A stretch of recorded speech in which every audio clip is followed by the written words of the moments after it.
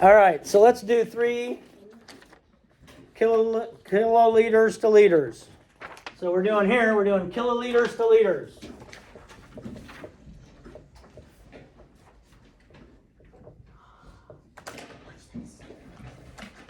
And here we're going to do, on the other side, we're going to do liters to mil. No, we're going to do kiloliters to liters.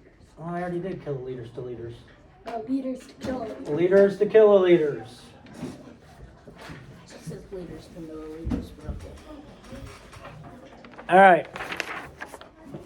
It doesn't matter if it's meters, liters, or grams.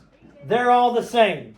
So if it says there are 1,000 milliliters in a liter, that means there are 1,000 milligrams in a gram. There are 1,000 millimeters in a meter. Okay? All of those are the same. They can be used interchangeably. So really you have every piece of information you need when you're doing the stuff. So kiloliters to liters. Let's take 3 problems. I have 2 thousandths. I have 9 hundredths. And I have 7 tenths. Liters to kiloliters, I have 8, 23, 597. Now let's look at what we're going to do first. Kaylee, which is bigger, kiloliters or liters? Kiloliters. So kiloliters to liters means we're going to multiply. And what are we multiplying by, Kaylee? How many liters are in a kiloliter? 1,000. 1,000. So we're going to multiply each of these by 1,000. Remember, when you're multiplying by powers of 10, 10, 100, 1,000, 10,000, 100,000, a million, 10 million, 100 million. You're not doing any math. You're moving the decimal point. I need this 2 to be 1,000 times greater than it is here. I need this 9 to be 1,000 times greater than it is here. I need this 7 to be 1,000 times greater than it is here. So when I'm multiplying, I'm going to talk through these. Thank you, though. When I'm multiplying, to make each one 1,000 times greater, all I have to do is move the decimal point 3 times. So from here, 1, 2, 3. So now my decimal point's behind my 2. I don't have to put all those zeros in front of that because 2 is a whole number. My decimal point's here, even if I don't see it. We have 0 and 9 hundredths. 0 and 9 hundredths. I'm still multiplying by 1,000, so I'm still moving the decimal point. 1, 2. No number there. Add a 0, 3. And so 9 hundredths of a kilogram equals 90 liters. Of a kiloliter equals 90 liters. 9 hundredths of a kilogram equals 90 grams. 9 hundredths of a kilometer equals 90 meters.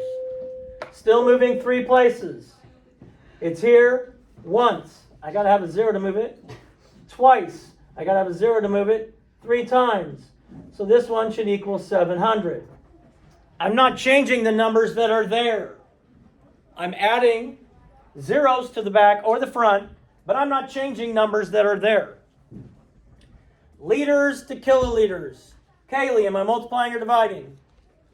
We're going from liters to kiloliters. Dividing. So I'm dividing by what, Kaylee? 1,000. Dividing by 1,000. James, in the number 8, what is in the ones place? The ones place. 8. There's always a decimal in the ones place. Right behind the ones place. Even if it's not written. It's there. Okay, we're dividing by 1,000, which means I need to make this 1,000 times smaller. And to do that, I just have to move it three place values to the left. So if I make it easier, it goes 1, 2, 3. It's going to be 8 thousandths. Instead of 8, it's 8 thousandths. Tiernan, in the number 23, which is a prime number, just so you know, in the number 23, which number's in the ones place, Tiernan? 3. The 3. So I need to make this 1,000 times smaller. And so to make a number smaller, if you move the decimal point to the left, it makes it smaller.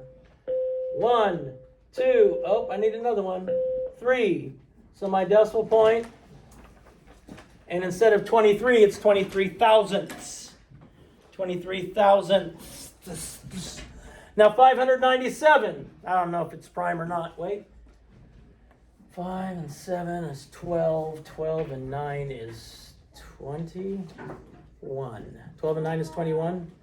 So it is composite because 3 can divide evenly into this. If I know my divisibility rules, 3 can divide evenly into this. Let's go with Liv. In the number 597, what is in the ones place? 7. The 7, which means my decimal point is right there. To make it 1,000 times smaller, I have 597. 1, 2, 3. That equals 597 thousandths. 597 thousandths. That is why the metric system is so much better. We don't have to figure out how many cups are in 19 gallons and multiply by whatever, 16 or whatever it is. It's just moving a decimal point, folks. Making it either 10 times greater, 10 times smaller. 100 times greater or 100 times smaller. 1,000 times greater or 1,000 times smaller. Much, much easier.